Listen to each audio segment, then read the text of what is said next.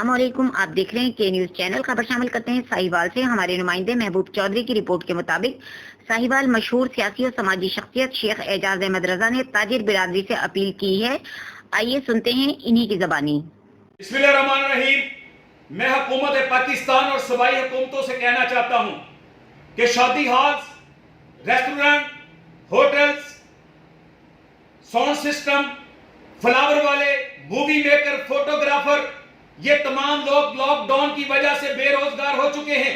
इनके हालात ये हैं कि इनके घरों में फाके आ चुके हैं। इनके लिए मखसूस मेहमानों की बारात और वलीमे की SOPs के मुताबिक इजाजत दे दी जाए ताकि ये भी अपना कारोबार कर सके। दूसरी बात, मैं ताजर सुदागर जिन्होंने हमेशा ब्लैकमेल करके हुकूमतों को अपने मफादात हासिल किए हैं, अब उन्होंने एक तहरीक चलाने का ऐलान किया है कि हॉर्न बजाओ, हुक्मरान जगाओ। बहुत अच्छी बात है कि हुक्मरानों के कानों में ताजरों के मसाइल, अवाम के मसाइल पहुंचे, मगर मैं ये भी कहना चाहता हूं कि आपने 0 पॉइंट जाना है।